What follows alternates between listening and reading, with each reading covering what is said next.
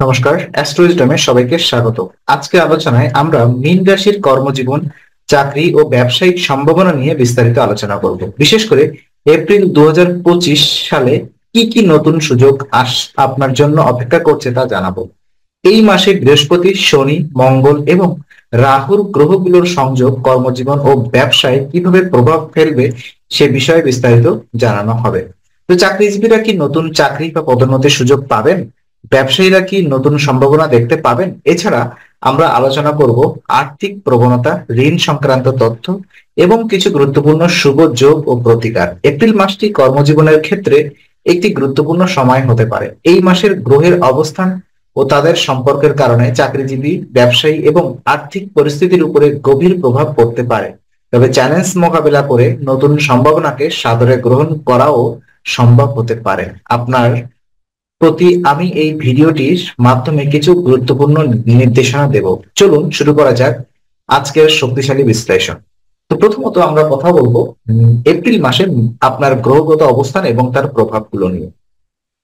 April 2025 মাসে মীন রাশির আহ বিশেষ করে মীন রাশির জাতক জাতিকাদের বৃহস্পতির অবস্থান অত্যন্ত গুরুত্বপূর্ণ ভূমিকা পালন করবে। বৃহস্পতি, যাকে কিনা জ্যোতিষশাস্ত্রে গুরু গ্রহ বলা হয়, এই মাসে মীন রাশির নিজের ঘরে অবস্থান করবে। বৃহস্পতি যদি নিজের ঘরে থাকে তবে তার প্রভাব অত্যন্ত শক্তিশালী এবং ইতিবাচক হতে পারে। এটি কর্মজীবনে বিশেষ করে নতুন সুযোগ আনার জন্য একটি শুভ সময়। বৃহস্পতি মীন রাশির নিজস্ব ঘরে অবস্থান করার পরে কর্মক্ষেত্রে নতুন সুযোগের সম্ভাবনা তৈরি হয়। চাকরিজীবীদের জন্য এটি উন্নতির পথ সুগম করতে পারে। যারা নতুন চাকরি খুঁজছেন তাদের জন্য এটি এক অত্যন্ত ইতিবাচক সময় হতে পারে। বৃহস্পতির প্রভাব সৃজনশীলতার প্রভাব বাড়াতে পারে, যা চাকরি বা ব্যবসায় নতুন ধারণা, দৃষ্টিভঙ্গি এবং অগ্রগতির সুযোগ নিয়ে আসতে পারে। শনি, বিশেষ করে শনি গ্রহ একাদশ ভাব থেকে মীন রাশিতে প্রভাব বিস্তার করবে। একাদশ ভাব অর্থনৈতিকভাবে লাভের সাথে সম্পর্কিত, তাই শনি তার শক্তি দিয়ে এই লাভটি বাস্তবায়িত করতে সাহায্য করবে। তবে শনি কখনো কখনো বাধার সৃষ্টি করতে পারে এবং কর্মক্ষেত্রে ধৈর্য ও পরিশ্রমের মাধ্যমে সাফল্য অর্জনের পথও দেখাবে। এটা মনে রাখতে হবে যে কোনো সাফল্য পেতে হলে ধৈর্য ও অধ্যবসায়ের প্রয়োজন। কিছু বাধা বা প্রতিকূলতা আসতে পারে, তবে কৌশলী সিদ্ধান্তের মাধ্যমে এগুলো এড়িয়ে যেতে হবে। মঙ্গল এবং রাহুর ব্যাপার নিয়ে যদি আমরা কথা বলতে চাই, তো এই দুই গ্রহের সংযোগ কিছু প্রতিকূল পরিস্থিতি তৈরি করতে পারে, বিশেষ করে যারা ব্যবসা পরিচালনা করছেন তাদের জন্য। মঙ্গল এবং রাহুর সংযোগ যদি যথাযথভাবে পরিচালিত না হয় তবে অপ্রত্যাশিত খরচ ও প্রতিযোগিতা বেড়ে যেতে পারে। ব্যবসায়িক পরিবেশে কিছু ঝুঁকি থাকতে পারে, যার জন্য সতর্কতা অবলম্বন করা উচিত। ব্যবসায়ীরা যদি পরিকল্পনা না করে বিনিয়োগ করেন তবে তা তাদের জন্য ক্ষতিকর হতে পারে। তো পরামর্শ এটাই দেওয়া হচ্ছে, এপ্রিল মাসে ধৈর্য ধরুন এবং পরিকল্পিতভাবে কাজ করুন। অপ্রয়োজনীয় ঝুঁকি এড়িয়ে চলুন এবং পরিস্থিতির দিকে খেয়াল রেখে পদক্ষেপ নিন। কথা বলবো দশম এবং একাদশ ভাবের বিশ্লেষণ নিয়ে। এই মাসে মীন রাশির দশম এবং একাদশ ভাবের প্রভাব বিশেষভাবে গুরুত্বপূর্ণ হবে। দশম ভাব, বিশেষ করে দশম ভাব কর্মজীবনের প্রতীক। এই ভাবের অধীনে বৃহস্পতি এবং শুক্রের সংযোগ চাকরি পরিবর্তন বা পদোন্নতির সম্ভাবনা তৈরি করবে। যারা কর্পোরেট চাকরিতে আছেন তারা নতুন দায়িত্ব পেতে পারেন। বিশেষ করে বৃহস্পতির শক্তি যদি সঠিকভাবে কাজে লাগে তবে কর্মজীবনে স্থিতিশীলতা ও সাফল্য আসতে পারে। একাদশ ভাবে অর্থনৈতিকভাবে লাভ এবং বন্ধুদের মাধ্যমে সাহায্য পাওয়ার ইঙ্গিত দেয়। এই ভাবের প্রভাব আর্থিক উন্নতি ঘটাতে পারে এবং নতুন ব্যবসা শুরু করতে চান এমন ব্যক্তিদের জন্য এটি একটি উপযুক্ত সময় হতে পারে। এই সময় আপনার যোগাযোগের শক্তি বাড়তে পারে এবং আহ নতুন সম্পর্ক তৈরি করার একটা সম্ভাবনা সৃষ্টি হতে পারে। পরামর্শ এটাই থাকছে, ব্যবসায়ীদের জন্য এই সময়টি বিনিয়োগের সিদ্ধান্ত খুব সতর্কতার সাথে নিতে হবে যেন ক্ষতির সম্ভাবনা কমে আসে।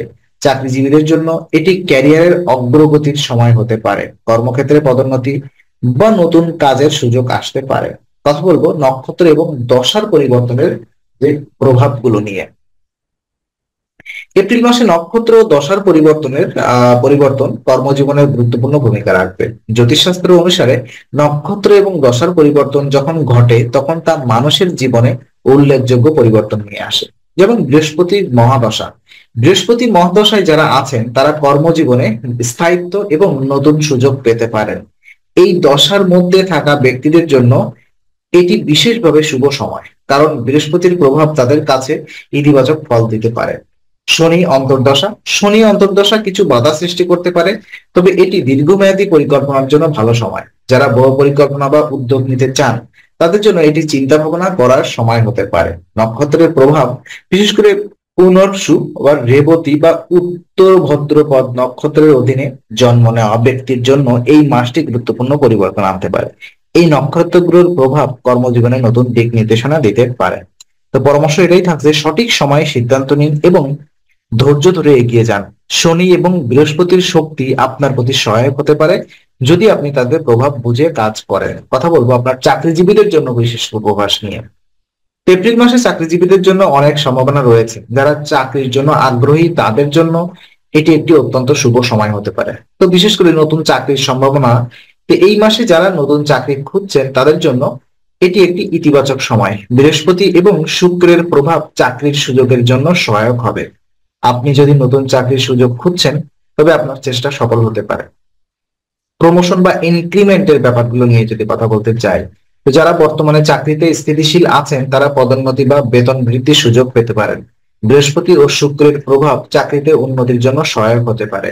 সহকর্মীদের সাথে সম্পর্ক, অফিসে কিছু প্রতিযোগিতা বাড়তে পারে, তবে কৌশলী হলে সাফল্য পাবেন। অন্যদের সাথে সম্পর্ক তৈরি করতে সক্ষম হলে এটি আপনার কাজের পরিবেশকে আরো সুস্থ এবং সহায়ক করে তুলবে। তো পরামর্শ এটাই থাকছে যে নিজের কাজের প্রতি একাগ্র থাকুন এবং নেতিবাচক পরিস্থিতি এড়িয়ে চলুন।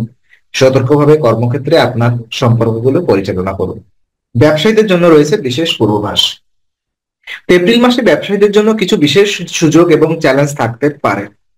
বিশেষ করে ব্যবসার প্রসার নিয়ে যদি আমি কথা বলি, ব্যবসায়িক সম্প্রসারণের জন্য এই মাস ভালো সুযোগ আসতে পারে। মঙ্গল ও বৃহস্পতির প্রভাব নতুন উদ্যোগের জন্য সহায়ক হতে পারে, তবে নতুন উদ্যোগ বা ব্যবসার ক্ষেত্রে বিশেষ সতর্কতা অবলম্বন করা উচিত। বিশেষ করে আপনি যাদের সাথে পার্টনারশিপ করতে চাচ্ছেন তাদের সাথে এগ্রিমেন্ট গুলো সুন্দরভাবে আপনি করে নেবেন। যাদের পার্টনারশিপ ব্যবসা আছে তারা সতর্কতার সাথে সিদ্ধান্ত নিন। মঙ্গল ও রাহুর সংযোগ ব্যবসায় ঝুঁকি বাড়াতে পারে, তাই আগে থেকেই ভালোভাবে পরিকল্পনা করা উচিত। এবং যারা পার্টনারশিপ শুরু করতে চাচ্ছেন অথবা যারা অলরেডি পার্টনারশিপে আছেন তাদের ক্ষেত্রেই বলছি, আপনার পার্টনার এই মাসে আপনার জন্য ছলনা এবং চতুরতার সিদ্ধান্ত নিতে পারে। ঝুঁকি এবং প্রতিকার, তো এই সময় বিনিয়োগে একটু ধৈর্য ধরুন।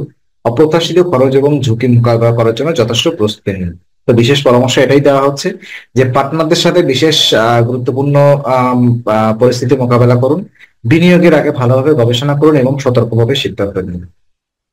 আর্থিক যে প্রবণতাগুলো এবং ঋণ সংক্রান্ত বিশ্লেষণ নিয়ে যদি কথা বলতে চাই, তো এপ্রিল মাসে আর্থিক পরিস্থিতি কিছুটা চাপের মধ্যে থাকবে আপনার। তো আয় ব্যয়ের এই মাসে ব্যয়ের পরিমাণ একটু বেশি হবে, অতিরিক্ত ব্যয় থেকে সাবধান থাকা উচিত আপনার। আর ঋণ পরিশোধ নিয়ে যদি কথা বলতে চাই, যারা ঋণ মুক্ত হতে চান তাদের জন্য এটি একটি ভালো সময়। আপনি ঋণ পরিশোধ কিছু অগ্রগতি করতে পারবেন, তবে একেবারে সমস্ত ঋণ মেটানোর চেষ্টা না করে সঠিক পরিকল্পনার মাধ্যমে পরিশোধ করতে হবে। আর্থিক সুযোগ নিয়ে যদি কথা বলতে চাই, তো আকস্মিক বড় কোনো আর্থিক সুযোগ আসতে পারে, তবে তা গ্রহণ করার আগে সতর্কতা অবলম্বন করা উচিত। পরামর্শ এটাই থাকছে, খরচ নিয়ন্ত্রণ করুন এবং বিনিয়োগের বিষয়ে সতর্ক থাকুন। শুভ যোগ এবং প্রতিকার নিয়ে যদি আমি কথা বলতে চাই, এপ্রিল মাসে কিছু শুভ যোগ এবং প্রতিকার রয়েছে যা আপনার কর্মজীবন ও ব্যবসায়িক সফলতা বাড়াতে সহায়ক হতে পারে। তো শুভ যোগে এটাই আমরা দেখতে পাচ্ছি, বৃহস্পতি এবং শুক্রের সংযোগ ব্যবসা ও চাকরিতে উন্নতির সুযোগ বাড়াবে। করণীয় এটাই, কর্মক্ষেত্রে উন্নতির জন্য নিয়মিত শনির উপাসনা করুন এবং বিশুদ্ধ মনোভাব রাখুন। রত্ন ধারণ করতে হবে পীঠ পোকরাজ বা নীলাম যেটা আমরা বলি, ধারণ করলে শুভ ফল পেতে পারেন। তো পরামর্শ এটাই থাকছে, নির্দিষ্ট গ্রহ শান্তি ও রত্ন ধারণের মাধ্যমে শুভ ফল বৃদ্ধি করুন। তো আজকে আলোচনা আমরা এখানে শেষ করছি। আমরা আশা করি এটি আপনার মনে নতুন কিছু আলো সঞ্চার করেছে। যদি ভিডিওটি আপনাকে ভালো লেগে থাকে তবে লাইক দিতে ভুলবেন না, আপনার মতামত জানাতে কমেন্ট করুন এবং প্রিয়জনদের সঙ্গে শেয়ার করে তাদের জীবনেও আলোর বার্তা পৌঁছে দিন। আর অবশ্যই আমাদের চ্যানেলটি সাবস্ক্রাইব করুন, কারণ এখানে আমরা প্রতি মুহূর্তে নতুন আলো ও জ্ঞানের কথা নিয়ে আসি। আবার দেখা হবে, তখন ভালো থাকুন, শান্তিতে থাকুন। নমস্কার।